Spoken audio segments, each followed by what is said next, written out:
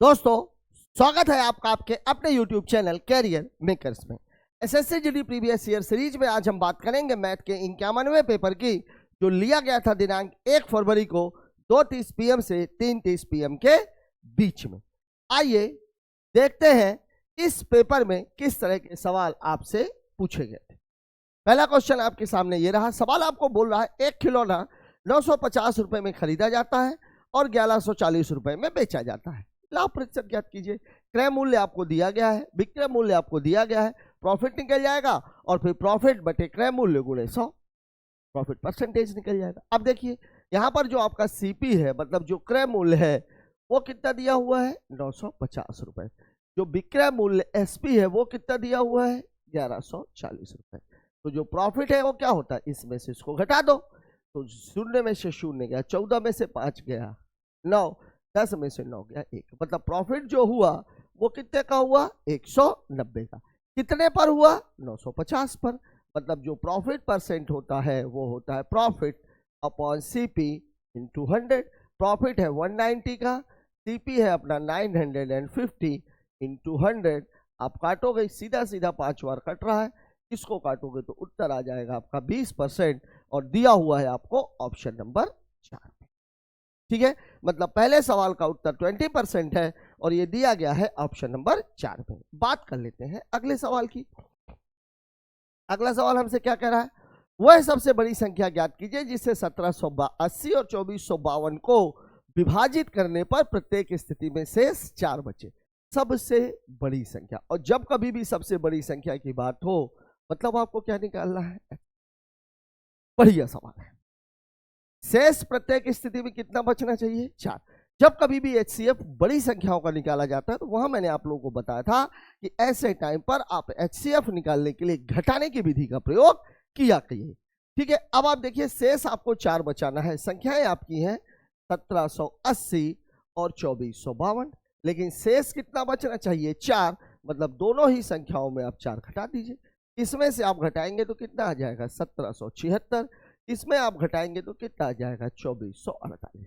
अब इन दोनों का एचसीएफ आप निकाल लीजिए। जो संख्या आएगी या तो वह संख्या एचसीएफ होगी और या तो फिर एचसीएफ का मान उससे छोटा होगा। ठीक है, देख लेते हैं। इन दोनों संख्याओं को अगर मैं घटाऊं तो 8 में से 6 चला गया 2, 14 में से 7 चला गया 7 और 23 में से 17 चला जाएगा, कितना बचेगा। मतलब आपका जो एचसीएफ है वो या तो 672 है और या तो 672 से कम है। ठीक है, यहां पर आप ऑप्शंस का भी इस्तेमाल कर सकते हैं। अब देखिए मैं देख रहा हूं इस सवाल में अगर आप देखिए तो ये संख्या किससे कटेगी 72, 8 से तो कट जाएगी। 8 अठाई 64, 8 से कट रही। देखिए 8 से अगर को कहता हूं तो 8 अठाई 64, 8 चौके 32। अभी भी ये 4 से कटेगी तो 8 गुणे 4 कितना बच जाएगा 1। और इसका मतलब हो जाएगा 8 गुणे 4 गुणे 3 गुणे। अब आपका जो एचसीएफ है वो इनके संख्याओं से ही निकल करके आएगा। अब आप देखिए 24 के लिए 8 तिरिक 24 इसके अंदर है, लेकिन आपको सबसे बड़ी संख्या निकालनी है 16। 8 दूनी 16, 16 भी इसके अंदर है। 52 के लिए आपको क्या चाहिए 13 और 13 इसके अंदर नहीं है, मतलब ये संख्या तो नहीं हो सकती। 48, 8 चाहिए, 8 दूनी 16 चाहिए और फिर 3 और चाहिए, ये भी है। मतलब ये संख्या भी शामिल है, ये संख्या भी शामिल है, ये संख्या भी शामिल है। अब आपको निकालनी कौन सी है सबसे बड़ी संख्या। इन तीनों में सबसे बड़ी संख्या कौन सी है 48, और यही आपका उत्तर है। मतलब हमारा जो उत्तर है वो कितना हो जाएगा 48। ठीक है, बात कर लेते हैं अगले सवाल की। अगला सवाल हमको बोला एक वस्तु को 15,000 रुपए में बेचने पर 2,000 रुपए की हानि होती है। 15,000 रुपए में बेचने पर, मतलब ये क्या दिया हुआ है आपको एसपी। 2,000 रुपए की हानि होती है, मतलब ये क्या दिया हुआ है आपको लॉस। मतलब हानि बराबर दिया हुआ है, हानि दी हुई है 2,000 रुपया, लॉस जो है। ठीक है, जो विक्रय मूल्य है वो कितना दिया हुआ है, विक्रय मूल्य आपको दिया हुआ है 15,000 रुपया। तो इसका जो क्रय मूल्य होगा तो क्रय मूल्य बराबर क्या होता है, जब हानि का मामला हो तब क्रय मूल्य बराबर होता है विक्रय मूल्य धन हानि। तो विक्रय मूल्य है आपका 15,000 रुपया, हानि है आपकी 2,000 रुपया, मतलब जो क्रय मूल्य है वो हो जाएगा 17,000। अब आपको निकालना क्या है, हानि प्रतिशत। तो जो हानि प्रतिशत होता है, हानि या लाभ प्रतिशत दोनों किस पर निकाले जाते हैं, क्रय मूल्य पर। तो हानि बटे क्रय मूल्य गुणे 100। हानि कितने की है हमारी, हानि है हमारी 2,000 की, हानि है हमारी 2,000 की, क्रय मूल्य है हमारा 17,000 रुपया और गुणे कितना 100। 1 2 3 1 2 3, 2 में 100 का गुणा करेंगे कितना आ जाएगा 200, और 200 बटे 17, तो 17 एकम 17, 3 आएगा, 30 हो जाएगा, 2 बार तो जाएगा नहीं, फिर 17 एकम 17, ऑप्शन सही बटे में है 17 एकम 17, कितना बचेगा 13, तो 11 सही, 13 बटे 17%, ये आपके सवाल का जवाब है, दिया गया है आपको ऑप्शन नंबर। ठीक है, सवाल में कुछ था नहीं, केवल ये था कि आपको विक्रय मूल्य दी गई थी, हानि दी गई थी, और जब हानि का मामला होता है तो क्रय मूल्य निकालने के लिए विक्रय मूल्य में हानि को जोड़ देते हैं। अगर मामला लाभ का होता तो विक्रय मूल्य में से लाभ को घटा देते, तब आपका क्रय मूल्य निकलता है। ठीक है, बात कर लेते हैं अगले सवाल की। अगला सवाल हमसे क्या कह रहा है, 25 छात्रों की एक कक्षा में भूगोल की परीक्षा के औसत अंक 64 है। ठीक है, 3 छात्रों के कक्षा के अंकों का वास्तविक प्राप्तांक 54, 64 और 67 के स्थान पर 44, 46 और 61 पढ़ लिया गया है, तो सही औसत की गणना करें। यहाँ पर सवाल बेसिकली पहले आप थोड़ा सा समझ लीजिए। जैसे मान लीजिए 25 छात्रों को सभी के जो अंक थे उनको जोड़ा गया, उनका औसत निकाला गया, तो औसत कितना निकला 64। फिर कुछ लोगों ने रीमार्किंग का आवेदन लगा दिया, तो क्या देखा गया, देखा यह गया कि जिस लड़के को 44 नंबर दिए गए हैं वास्तव में उसके नंबर कितने थे 54, मतलब जब आप वास्तविक प्राप्तांक निकालने जाएंगे तो 10 नंबर बढ़ जाएंगे। फिर ये 46 वाले को कितना मिला हुआ था 64, 61 वाले को कितना मिला हुआ था 67। यहां पर आप हमेशा ध्यान रखिएगा, वास्तविक प्राप्तांक और माइनस दिया गया प्राप्तांक, ये आप हटा लीजिए। अब देखिए वास्तविक प्राप्तांक कितना है 54, दिया गया प्राप्तांक इसको कितना था 44, मतलब फर्क कितने का आया है +10। वास्तविक प्राप्तांक कितना था 64, दिया गया प्राप्तांक कितना है 46, मतलब यहां पर अंतर आया है +18 का। वास्तविक प्राप्तांक कितना था 67, दिया गया प्राप्तांक है 61, मतलब यहां पे फर्क आया है 6 का, मतलब जो टोटल अंतर आया है वो अंतर आया है 34। मतलब जो प्राप्तांक उन्होंने सभी के निकाले थे उसमें 34 नंबर और जुड़ जाएंगे, 34 नंबर और जुड़ जाएंगे। अब ये 34 नंबर जो टोटल में बढ़े हैं, जब आपको सही औसत निकालना होगा तो हमें इसका भी औसत निकालना पड़ेगा, और औसत निकालने के लिए हमें भाग किससे देना पड़ेगा 25 से। ठीक है, अब सही प्राप्तांक सही औसत बराबर कितना हो जाएगा 64 तो रहेगा, ये प्लस है तो प्लस ही रहेगा, 34 बटे और 25 का भाग मतलब 4 का गुणा, तो 4 का गुणा जब हम मारेंगे तो कितना हो जाएगा 64 प्लस 4 चौके 16, 4 तिहाई 12 और 1 13, 2 अंकों के बाद दशमलव, इनको जोड़ दीजिए, उत्तर हो जाएगा 65.36, दिया गया है आपको ऑप्शन नंबर 3।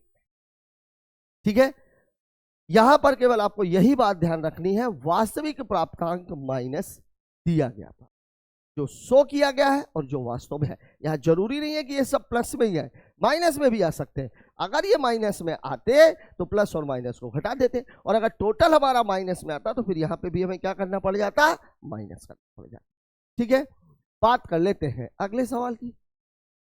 अगला सवाल हमसे क्या कह रहा है, 12,000 रुपए की एक राशि 2 वर्ष की अवधि के लिए 10% की दर से वार्षिक और छमाहिक रूप से चक्रवृद्धि होती है, तो चक्रवृद्धि ब्याज का अंतर ज्ञात है। क्या बात है, क्या बात है, बढ़िया सवाल। क्योंकि मामला जब छमाही में जाएगा तब मामला कितने साल का हो जाएगा 4 साल, दर क्या हो जाएगी आधी, समय क्या हो जाएगा 2 गुना, और दोनों का अंतर निकालना है। तो पहली बात तो यह है कि जब मामला 2 वर्ष का होता है, ये मैं आपको लोगों को बार बार बता रहा हूं, 2 वर्ष का होता है तो कंडीशन रहती है 2 और 1 की, जब मामला 3 वर्ष का होता है तो मैंने आपको बताया था 3 वर्ष का है, 3 पहले लिख लीजिए, 1 बाद में लिख लीजिए, 2 और 1।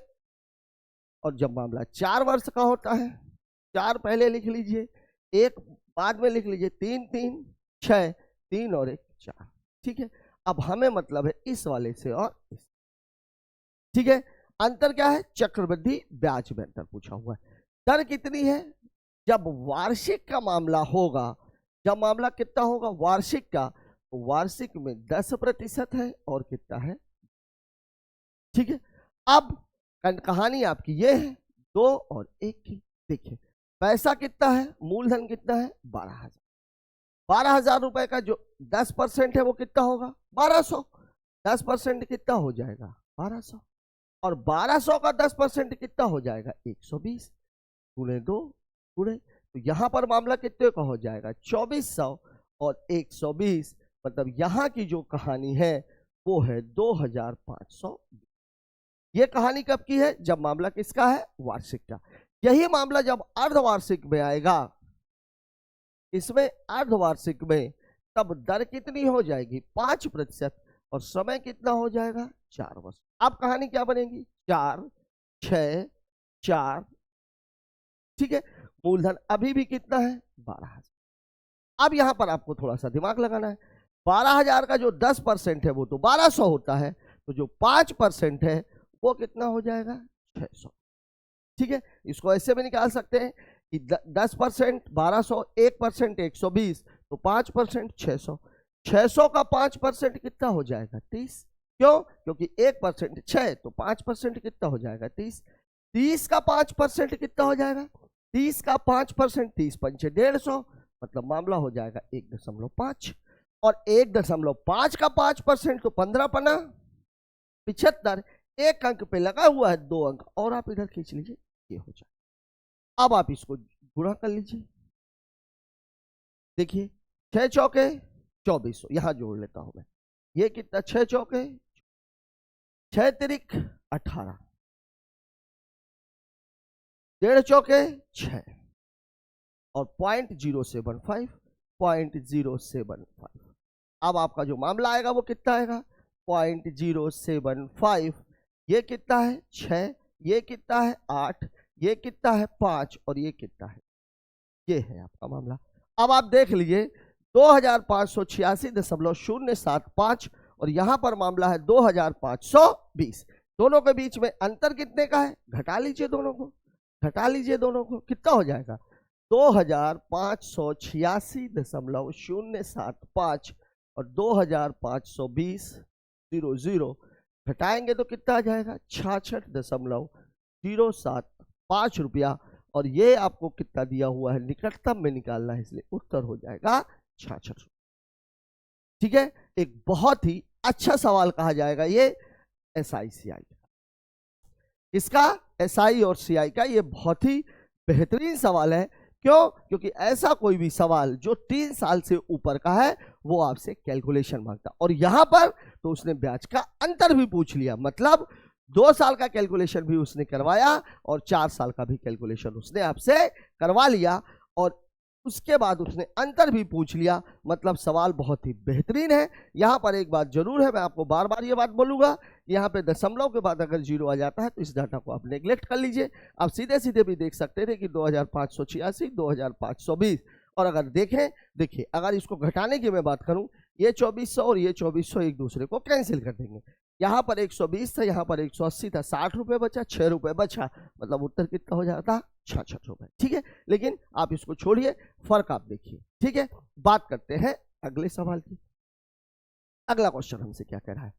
एक्स की धनराशि ₹X रुपए 3 वर्ष पहले 5% वार्षिक चक्रवृद्धि ब्याज दर पर उधार लिए गए थे। ब्याज वार्षिक रूप से था। उधार ली गई धनराशि का वर्तमान मान 18,522 रुपए है। तो एक्स का मान, मतलब मिश्र धन दिया हुआ है, मूलधन आपसे पूछा जा रहा है। ठीक है, यहां के लिए मैंने आपको क्या बताया था? दर आपको दी गई है 5%, और 5% की वैल्यू होती है 1/20, मतलब पूरी कहानी हो जाएगी 20 से। ठीक है, अब कितने साल का मामला है? कितने साल का मामला है? कहा गया 3 वर्ष का मामला है। तो यहाँ भी 3 की घात, यहाँ भी 3 की घात। 20 की घाते 3 कितना होता है? 8,000 रुपया। और 21 की घाते 3 बराबर कितना होता है? 9,261 रुपया। इसकी वैल्यू आपको दी गई है, कितनी दी गई है? 18,500। अब आप देखिए, ये देखिए 9 दूनी 18, तो आप 2 का गुणा करके देख लीजिए। 2 एक कम 2, 2 छक्के 12, 2 दूनी 4, 1 5 और 9। मतलब यहाँ पूरा का पूरा मामला कितने का है? गुणे 2 का। मतलब 1 बराबर कितना है? 2। तो यहाँ भी आप 2 का गुणा मार दीजिए, उत्तर हो जाएगा आपका 16,000 रुपया। और ये दिया गया है आपको ऑप्शन नंबर 1। ठीक है, बढ़िया सवाल और सरल सवाल। बात कर लेते हैं अगले सवाल। अगला सवाल हमसे क्या करा? एक गोल्फ क्लब में 90% सदस्य पुरुष है, शेष महिलाएं हैं। शेष महिलाएं हैं मतलब 10% महिलाएं होंगी। पुरुषों की औसत ऊंचाई 170, महिलाओं की औसत ऊंचाई 165 है। क्लब के सदस्यों की औसत ऊंचाई है। यहाँ मैंने आप लोगों को 2 तरीके बताए थे और उसमें मैंने आप लोगों को ये बात कही थी कि जो सबसे कम वाली औसत है उसी को आप सारे लोगों के लिए मान लीजिए, कुछ ना कुछ बढ़ेगा क्योंकि बाकी लोगों का तो ज्यादा है। अब यहाँ देखिए, मैं आपको बोल रहा हूं मेल कितना है? 90%। ये बात हो रही है संख्या की। ठीक है, फीमेल कितना है? 10%। ठीक है, अगर मैं रेशियो देखूं, क्योंकि संख्या को रेशियो में कन्वर्ट कर सकते हैं, तो संख्या कितनी है? 9:1। ठीक है, अब आपको क्या बोल रहा है? औसत। अब औसत देखिए, औसत इसका कितना है? पुरुषों का है 170, महिलाओं का है 165। मैंने आप लोगों को बोला था कि हम सभी का औसत कितना मान लेते हैं? 165। तो यहां से कितना बढ़ेगा? 7। और 7 बढ़ेगा कितने लोगों का? 9 लोगों का। और बटेगा कितने लोगों में? 10 लोगों में। मतलब इसको 2 तरीके से लगा सकते हैं। पहला तरीका तो यह कि नीचे वाले को हमने मान लिया प्लस, 7 का अंतर है इन दोनों में। 7 का कितने लोगों का बढ़ रहा है? 9 लोगों का। और बटना कितने लोगों में है? 10 लोगों में। तो यह कितना हो जाएगा? 165 प्लस 7 नहीं है 63, 6 सॉरी 105 बढ़ रहा है ना, 5 बढ़ रहा है, 7 ले लिया। कितना हो जाएगा? ये 4.5 जोड़ देंगे कितना आ जाएगा? 169.5। एक तरीका तो ये है। दूसरा तरीका ये है कि मैं 170 मान लू, 170 मान लू।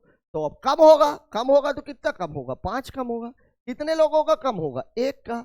और ये देना कितने, बांटना कितने लोगों में है? 10 लोगों में।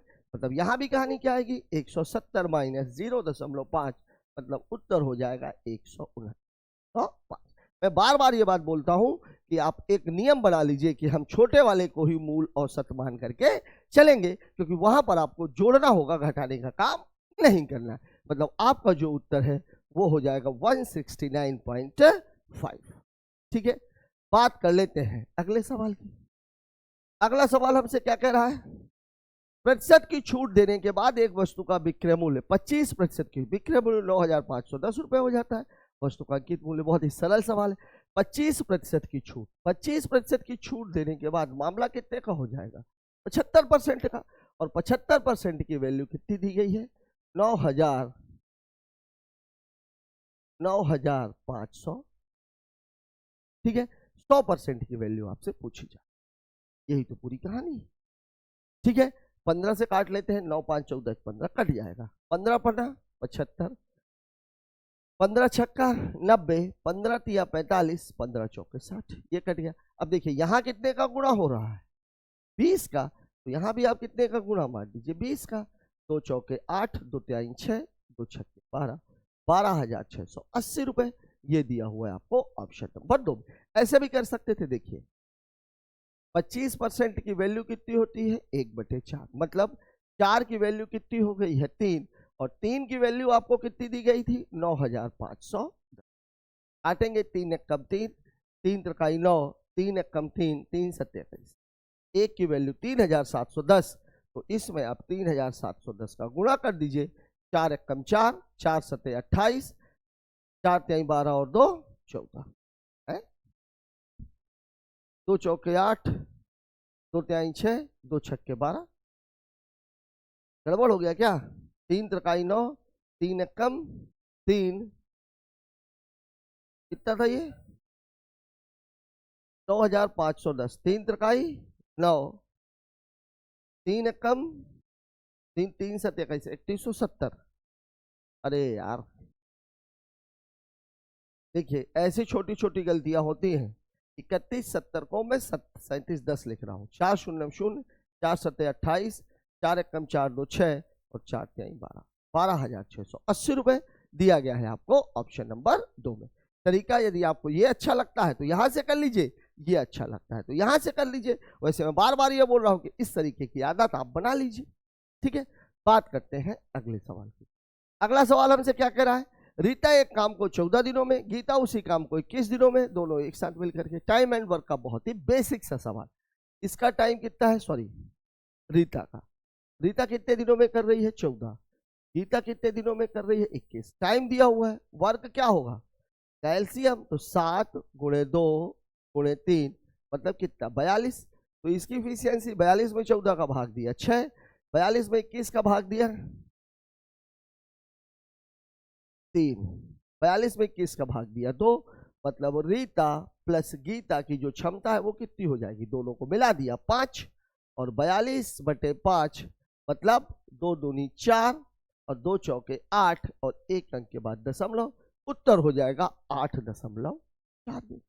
चाहे भाग दे लीजिए चाहे 5 का भाग, इसका मतलब 2 का गुणा और 1 अंक के बाद दशमलव।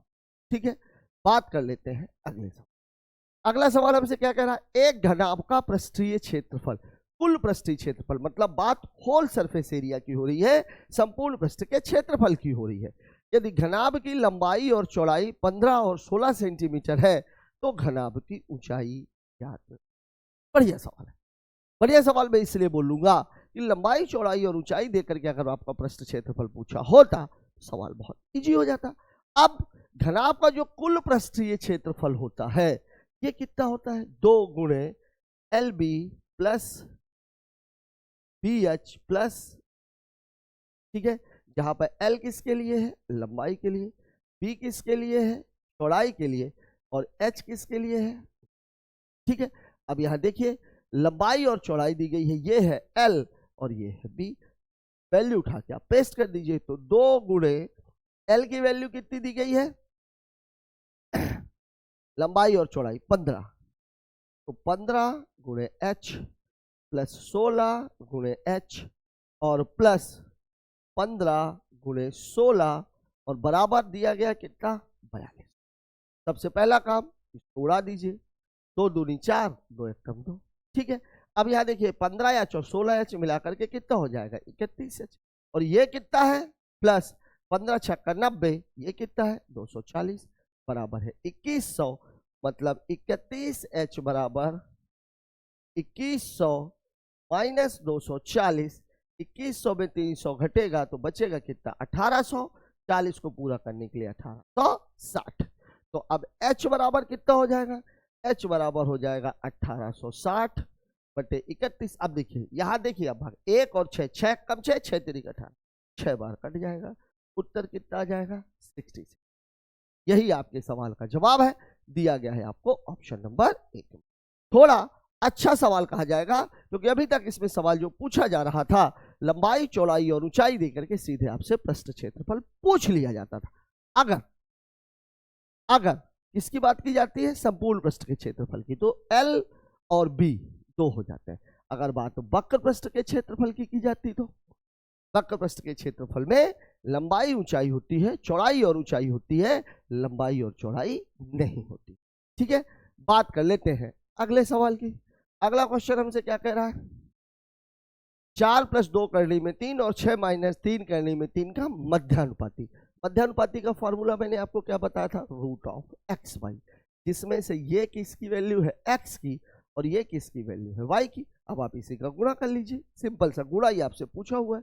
4 धन 2 करनी में 3 गुणे 6 - 3 करनी में 3। अब देखिए 4 का 6 में गुणा करेंगे तो 4 छंग 24, 4 का इसमें गुणा करेंगे तो -12√3, 2 का इसमें गुणा करेंगे तो +12√3, और इसका गुणा जब इसमें करेंगे तो 3 दूनी 6 और करनी में 3 मिला करके और बन जाएगा, प्लस करने में 3 माइनस करने में 3 कैंसिल, अंदर बचेगा 24 - 18, मतलब उत्तर हो जाएगा √6 दिया गया है आपको ऑप्शन नंबर 4 में। सवाल में कोई दम नहीं है, क्यों दम नहीं है? क्योंकि यहां पर डाटा ऐसा दे दिया गया था कि वो इजिली कट रहा था। ठीक है, एक चीज वो और कर सकता था, डाटा को वो ऐसा बना सकता था कि ये पूरा वर्गमूल निकल जाता तो हमारा उत्तर भी रूट में नहीं आता, तब सवाल और ज्यादा सरल हो जाता। खैर, अभी फिलहाल के सवाल का जो उत्तर है वो √6 है। बात करते हैं अगले सवाल की। पेट्रोल की कीमत में 40% की वृद्धि होती है तो इसकी खपत में को कितने प्रतिशत कम किया जाना चाहिए ताकि पेट्रोल पर खर्च समान रहे? पिछले पेपर में भी और उसके पिछले पेपर में भी आप ये देख रहे हैं कि चाहे ये सवाल प्रॉफिट एंड लॉस में पूछा जाए, चाहे ये सवाल परसेंटेज में पूछा जाए, सीधी सी बात है, अगर 40% की वृद्धि हुई है इसका मतलब ये है कि हम ये मान करके चलते हैं कि पहले उस वस्तु की कीमत 100 थी, अब उस वस्तु की कीमत 140 हो गई है। मतलब वृद्धि कितने की हुई? खर्च में 40 की। अब अगर हमें खर्च को समान रखना है तो ये जो 40 रुपए बढ़े हैं यही 40 रुपए का खर्च हमें घटाना है। लेकिन पहले वृद्धि हो रही थी 100 पर क्योंकि कीमत 100 थी, अभी वृद्धि कमी होगी 140 पर। क्यों? क्योंकि अब की कीमत 140 है। ठीक है, मतलब सवाल में हम ये मान करके चलते हैं पहले वस्तु की कीमत 100 थी, अब 140 हो गई। वृद्धि कितने की हुई है? 40 की। इसी को हमें कम करना है तो जो कमी प्रतिशत होगा वो कितना होगा? 40, क्योंकि अब रेट 140 हो गया है, बटे 140 गुणे 0 से 0 कैंसिल, 2 दूनी 4, 2 सत्ते 14, 200 बटे 7। मामला परसेंटेज में। ठीक है, 7 दूनी 14, 6 60, 7 अठे 56, 4 बचेगा 40, 7 पना 35, 5 बचेगा 7 सता 49, 28.57 मोटा मोटे में दिया हुआ है 28.6%। मतलब आपके सवाल का हो जाएगा ऑप्शन नंबर 4। ठीक है, सवाल में कोई दम नहीं है, सवाल ये कई बार रिपीट हो चुका है इसी तरह का। बात कर लेते हैं अगले सवाल की। दो संख्याओं का अनुपात 4:5 है, महत्तम समापवर्तक 6 है, उनका लघुत्तम समापवर्तक ज्ञात कीजिए। देखिए, मैंने आपको एक बात बताई थी कि एलसीएम का मतलब होता है HCF गुणे A गुणे B। बस ये ध्यान रखना है कि इन दोनों के बीच में कुछ भी कॉमन नहीं होना चाहिए। मतलब A और B जो है वो कौन सी संख्याएं होंगी? वो संख्याएं होंगी सह-अभाज्य। ठीक है, तो सह-अभाज्य तो ये 4 और 5 है ही है। HCF आपको दिया ही है, तो HCF 6 है, A 4 है, B 5 है। ठीक है, तो 6 चौके 24, 24 पंचे 120, मतलब इसका जो एलसीएम है वो 120 हो जाएगा। दिया गया है आपको ऑप्शन नंबर 2 में। ठीक है, बात करते हैं अगले सवाल की। अगला सवाल हमसे क्या कह रहा है? 48 किलोमीटर प्रति घंटे की चाल से चलने वाली कार द्वारा 3 घंटे 15 मिनट में तय की गई दूरी ज्ञात कीजिए। दूरी किस में दी गई है? किलोमीटर में। केवल एक चीज यहाँ पर है, 3 घंटे 15 मिनट, वो 15 मिनट को भी घंटे में बदलना है और मिनट को घंटे में बदलने के लिए 60 का भाग देते हैं। ठीक है, अब यहाँ देख लीजिए, अब आपको निकालना क्या है? दूरी। तो दूरी बराबर क्या होता है? दूरी बराबर होता है चाल गुणे समय। अब चाल आपको कितनी दी गई है? 48।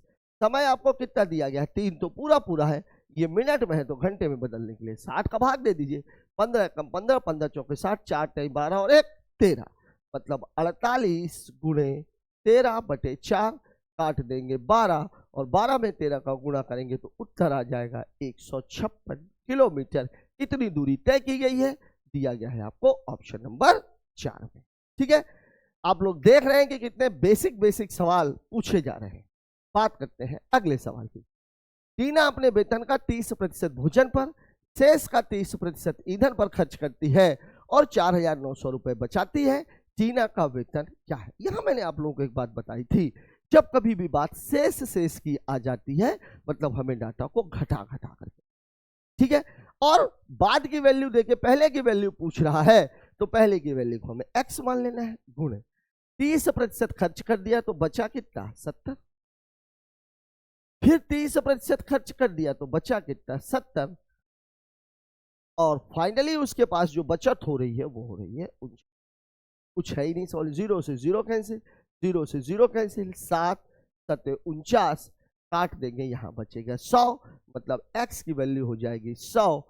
ये वाला 10 और ये वाला 10, तो कितने जीरो हो गए? 2 और 2 4, मतलब 1 के बाद 4 जीरो, मतलब उत्तर हो जाएगा 10,000 रुपए।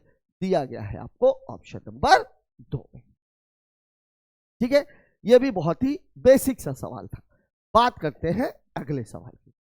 अगला सवाल हमसे क्या कह रहा है, 14 सेंटीमीटर व्यास, ध्यान दीजिएगा व्यास की बात हो रही, त्रिज्या की नहीं, अर्धगोले का संपूर्ण पृष्ठ का क्षेत्रफल, अर्धगोले का संपूर्ण पृष्ठ का जो क्षेत्रफल है, ये बात जरूर थोड़ी सी ध्यान रखनी है, अर्धगोले का संपूर्ण पृष्ठ क्षेत्रफल कितना होता है, 3πr।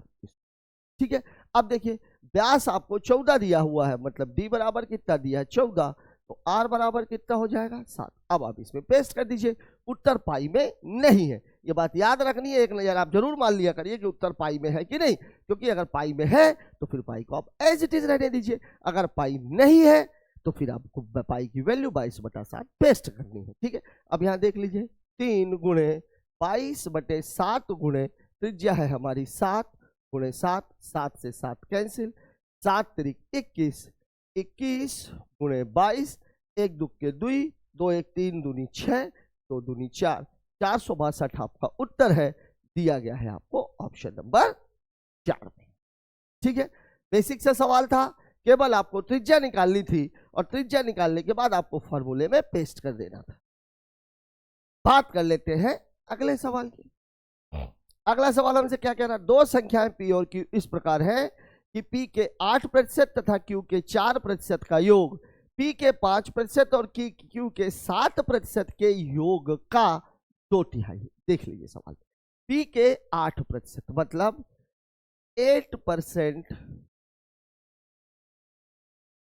8% ऑफ p और प्लस 4% ऑफ q बटे, ठीक है, किसका, p के 5%, 5% of p plus 7% of q, ये कितने हैं 2/, बस इतना सही सवाल है। अब आप देखिए 8 तिरिक 24, 5 दूनी 10, घटा सकते हैं आप, इसका कितना हो जाएगा 14, 4 तिहाई 12, 7 दूनी 14, ये कितना हो जाएगा 2। ठीक है, तो 2 सत्ते 14, ठीक है, 2 1 कम 2, 2 सत्ते 14, किसका पूछा हुआ है, p अनुपात q 7:1। अब इसको आप हल कर लीजिए, देखिए अगर आप इसको हल करेंगे 24% of p cross multiplication plus 12% of q, 12% of q बराबर 10% ऑफ p और प्लस 14% ऑफ q। अब देखिए इसको इधर ले जाइए, उसको उधर ले जाइए, तो कितना हो जाएगा ये 24% माइनस 10% इसका p का, ठीक है, बराबर 14% माइनस 12% ये किसका। अब यहां देखिए ये कितना है 14% ऑफ p बराबर 2% ऑफ q, तो p इज टू q बराबर हो जाएगा 2:14 या 1:। ये आपके सवाल का जवाब है, दिया गया है आपको ऑप्शन नंबर 4 में। ठीक है, सवाल में कुछ है नहीं, सवाल आप यहां से बस ये बनाना था आपको और इसके बाद तुरंत जो है आपका सवाल हल हो जाता। चाहिए तो आप 2/3 यही लिख लेते, तो सवाल को आपको लाइन में लिखने की भी आवश्यकता नहीं थी। वैसे इतना लिखने के बाद आप सवाल को तुरंत हल कर सकते। बात कर लेते हैं अगले सवाल की। 12,500 पर 10%, 15% और 4% की क्रमिक छूट किसके बराबर है, छूट है। ठीक है, अब देख लीजिए, चाहे आप इसको दो तरीकों से लगा लेते हैं। देखिए 12,500 रुपए है, 10 की छूट मतलब मामला कितने का 90 का, 15 की छूट मतलब मामला कितने का 85 का, और 4 की छूट मतलब मामला कितने का है 6। 1 2 1 2 1 1।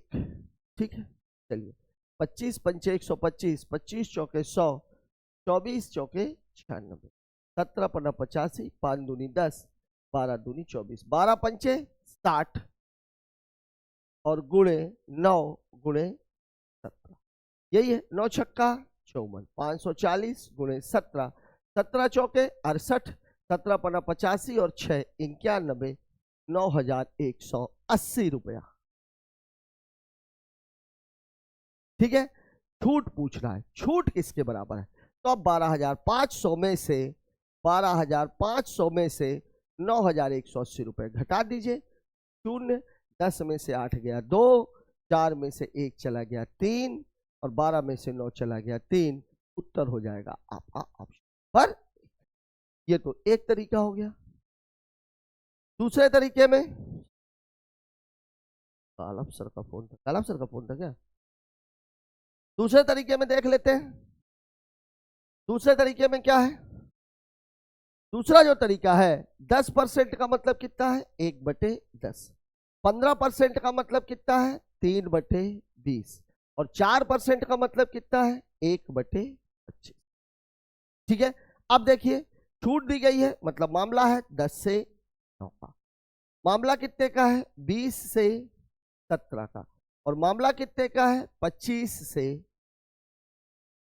ये चीज है। अब देखिए यहां आप देखिए, अगर 25 दूनी 50, 50 1 0 1 0 1 0 1 0। इसकी अगर मैं बात करूं, कुछ कट तो नहीं रहा था, ऐसे कट भी रहा था। पहले इसको मैं काट ही लेता हूं। 25 और ये 24, 4 6 24, 4 5 20। अब देखिए 25 5 125 और 10 1250। यहां पर मामला कितना हो जाएगा 17 छक्का 102, 9 दूनी 18, 9 एकम 9। कितने का अंतर है ये 82 और 250। देखिए 10 में से 8 चला गया 2, 4 में से 1 चला गया 3 और 11 में से 9 चला गया 2। मतलब 1250 रुपए की वैल्यू 918 रुपए हुई। छूट कितने की है 232 की। अब ये 1250 रुपए कितने दिए हुए हैं 12,500। मतलब अगर आप काटोगे तो 1 बराबर कितना हो जाएगा 10, तो 232 की वैल्यू हो जाएगी 2,300। यही चीज मैं आप लोगों को बार बार बोल रहा हूं कि आप लोग इस तरीके की अगर आप आदत डालोगे तो सारी पिक्चर आपके सामने खुल जाएगी। यहां पर इस तरीके में लगाने पर वैल्यू आपकी 9,180 निकल गई। फिर इसके बाद आपको इस 12,500 में से 9,180 रुपए को घटाना पड़ेगा, तब जाकर के आपको उत्तर मिलेगा। यहां पर तीनों चीजें, ये वैल्यू पहले थी, ये वैल्यू बाद में हो गई और इतने की छूट मिल गई। ठीक है, बात कर लेते हैं अगले सवाल की।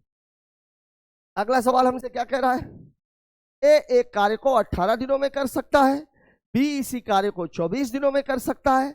ए अकेले काम शुरू करता है, कितने दिनों बाद बी को उसके साथ जुड़ना चाहिए ताकि काम 15 दिनों में समाप्त हो जाए। देखिए अब इस सवाल में आपको देखने के लिए दो चीजें। पहली बात, ए ने कार्य शुरू किया, ठीक है, बी को कितने, मतलब ए तो लास्ट तक काम करेगा ही करेगा। ठीक है, लास्ट तक काम करेगा मतलब काम को कितने दिनों में खत्म करना है 15 दिनों में, तो ए तो 15 दिन काम करेगा ही करेगा। शेष काम कौन करेगा बी करेगा। और बी ने मान लीजिए 7 दिन काम किया, तो अगर काम 15 दिन चला है इसका मतलब वो 8 दिन बाद जुड़ा है।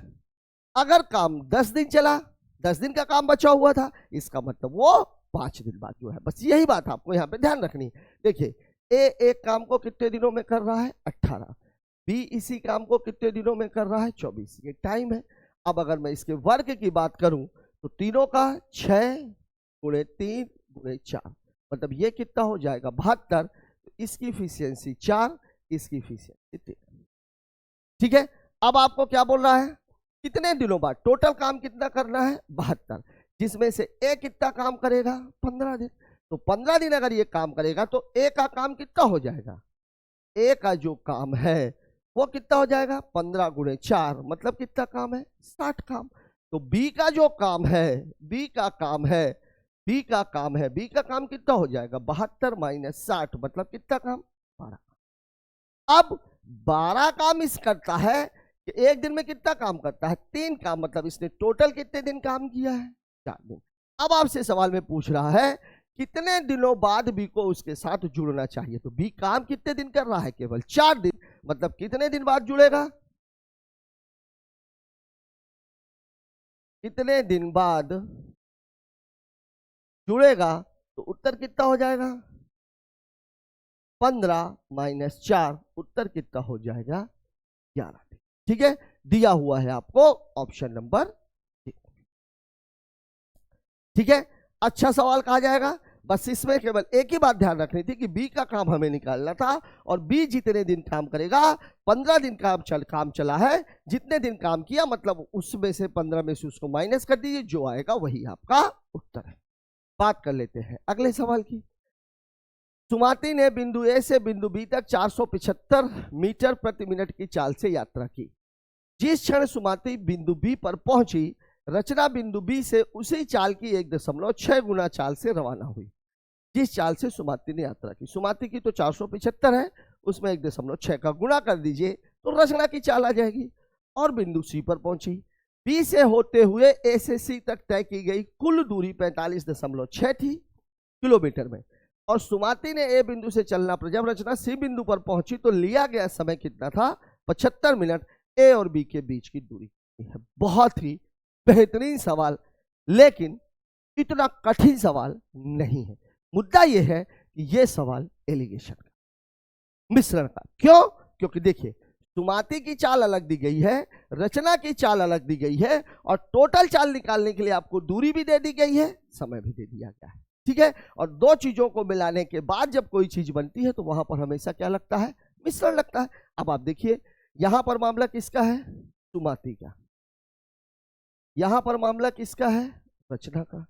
अब देखिए, सुमाती की जो चाल है वो कितनी, अभी मैं मीटर पर मिनट को कुछ बदल नहीं रहा, सबको, चूंकि यहां भी किलोमीटर है, मिनट है, तो वहां भी मिनट है, वहां भी मिनट है, तो यहां भी हम सब मिनट में ही निकाल लेते हैं। देखिए, इसकी है 475, तो रचना की चाल कितनी हो जाएगी, 475 और गुणे 1.6, और इनको मिलाने के बाद जो चाल बच रही है वो बच रही है 45.6 किलोमीटर में।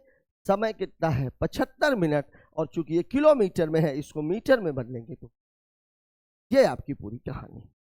ठीक है, अब आप इसी को कैलकुलेट कर लीजिए। देखिए, ये तो 475 रहेगा ही, ये सुमाती का मामला हो गया। ये रचना का मामला कितना हो जाएगा, 16 पंचे 80, 8 16 सत्ते 112 और 8 120, 12 16 चौके 64 और 12 76, ये 760 हो गया। जब हम इसकी बात करेंगे तो देखिए, ये दशमलव इस जीरो को खा जाएगा, 25 तिहाई 75, 25 चौके 100, 6 5 11 4 15 कट रहा है, इसको काटेंगे तो 152, ये गुणा करेंगे तो 4 दूनी 8, 4 पंचे 20, 4 एकम 4 और 2 6, ये है आपका मामला। अब देखिए, इसको अगर मैं 475 608 में से इसको घटाऊंगा तो 25 500, 108 और 25, ये तो आ जाएगा 133। इसमें से इसको घटा दिया, 760, 60 में से 8 घटेगा, कितना आ जाएगा 52, 152। दोनों किससे कट रहे हैं, 8 से, 19 से, तो 19 अट्ठे 152, 19 सत्ते।